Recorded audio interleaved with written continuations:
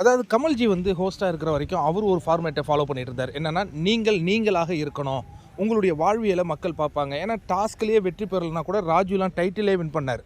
கேப்டனாக ஒரு முறை கூட அவர் வந்ததில்லை, டைட்டிலே வின் பண்ணார். அது அவருடைய ஸ்டாண்டர்ட். ஆனால் விஜய் சேதுபதி என்ன சொல்கிறாருன்னா, முக்கியமாக என்ன சொல்கிறாரு, இந்த கேமை நீங்கள் விளையாடணும் அப்படிங்கிறார். 5 வாரம் முடிஞ்சிருக்குங்க. முதல் வாரத்தில் கேப்டன்சி டாஸ்க்கே நடக்கலை. அப்போ 4 வாரங்களில் கேப்டன்சி டாஸ்க்குக்காக 3 முறை பரிந்துரைக்கப்பட்ட நபராக பிரவீன் இருக்கிறார்.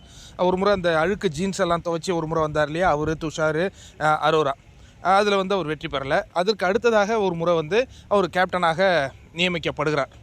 இந்த வாரம் பார்த்திங்கன்னா அதான் பாட்டில் டாஸ்கில் வின் பண்ணி அவர் வந்தார், அதில் ஜெயிச்சிட்டார். இப்போ இந்த முறை பார்த்திங்கன்னா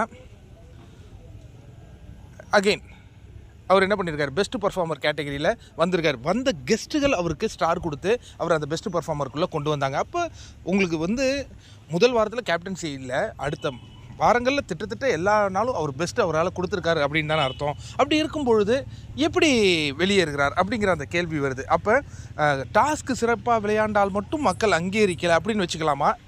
ஏன்னா இன்றைக்கி விஜய் சேதுபதி எழுப்புகிற கேள்வியும், இந்த வீட்டில் சிலர் வந்து சும்மாவே இருக்காங்க அப்படின்னு அவர் வந்து பாயிண்ட் அவுட் பண்ணுறாரு அரோராவை. அரோரா மட்டுமா சும்மா இருக்கிறாங்க, இன்னும் சிலரும் எதற்காக இந்த கேமை நம்ம விளையாடுறோம், இந்த புரிதல் இல்லாதையும் நிறைய பேர் இருக்காங்க. நீங்கள் பார்த்தீங்கன்னா ஒரு 6-7 பேரை தான் சுற்றி இந்த கேம் வந்துகிட்டு இருக்குது. மற்றவங்க எல்லாமே ஆடியன்ஸாக தானே இருக்காங்க. அப்போ அதையும் கொஞ்சம் விஜய் சேதுபதி, ஏன்னா பிரவீன் ராஜை எவிக்ட் பண்ணுறாங்க அப்படின்னா அதுக்குள்ளே நமக்கு ஏதோ ஒரு செய்தி அவங்க கடத்தணும் இல்லையா, என்ன கடத்துகிறாங்க. அப்போ அவர் வந்து அந்த டாஸ்கில் வந்து ஏதாவது தில்லாலங்கடி பண்ணி வெற்றி பெற்றிருந்தா கூட ஓகே. அவர் பாட்டில் கஷ்டப்பட்டு எடுத்து பேக் பண்ணார். இந்த ரூம் பாய் மாதிரி இருந்து அவர் உண்மையான ரூம் பாயாக மாதிரி செயல்பட்டுக்கிட்டு இருந்தார். இந்த கேள்விகளுக்கெல்லாம் கண்டிப்பாக பதில் தெரியணும். ஏன்னா விஜய் சேதுபதி சொல்கிறது என்ன, டாஸ்க்கு சிறப்பாடுங்க. அப்போ டாஸ்க்கு சிறப்பானவர் திட்டத்தட்ட ஒரு 5வது வாரத்திலே வெளியே இருக்கிறாருன்னா யோசிக்க வேண்டிய விஷயம் விஜய் சேதுபதி அவர்களே.